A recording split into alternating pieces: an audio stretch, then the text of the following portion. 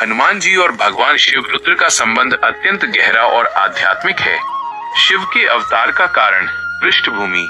त्रेता युग में जब रावण का अत्याचार बहुत बढ़ गया था, तब भगवान विष्णु ने राम के रूप में अवतार लेने का निर्णय लिया।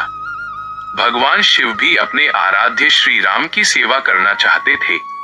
भगवान शिव ने विचार किया कि राम जी के मानव अवतार में उनकी सहायता के लिए उन्हें भी एक ऐसे रूप में जाना चाहिए जो शक्तिशाली हो, ब्रह्मचारी हो और जिसमें अहंकार का लेश मात्र न हो।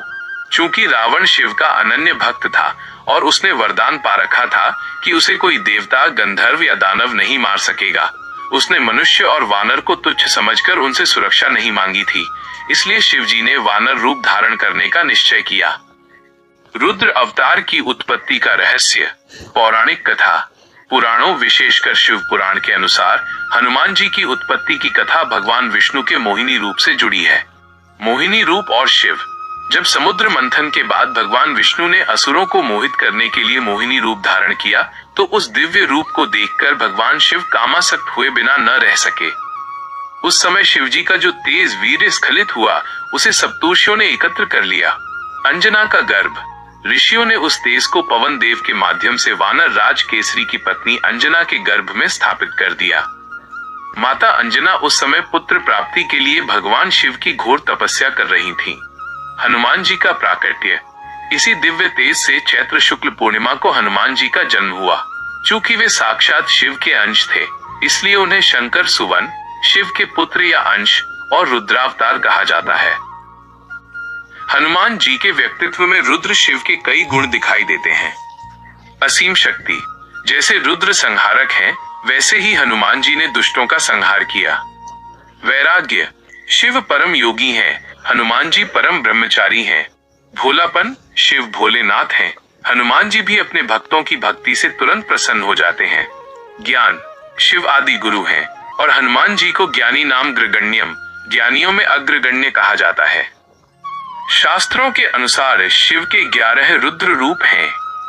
हनुमान जी को इन्हीं में से एक रूप माना जाता है। जब हनुमान जी लंका जला रहे थे, तब उनकी आंखों में वही क्रोध था जो प्रलय के समय शिव की तीसरी आंख खुलने पर होता है। इसीलिए लंका दहन को शिव के रुद्र रूप का तांडव भी माना जाता है।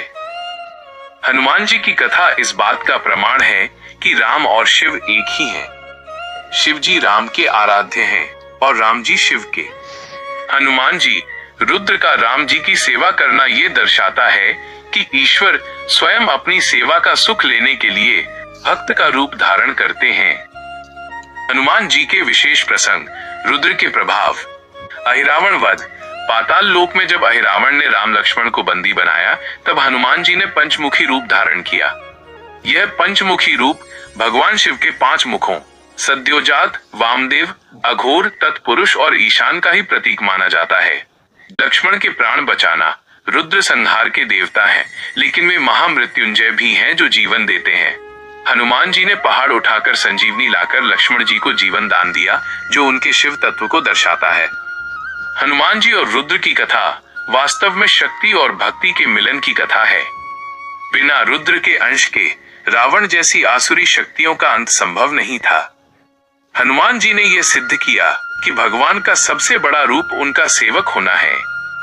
शास्त्रों के अनुसार हनुमान जी को शिव का 11वां रुद्रावतार माना जाता है।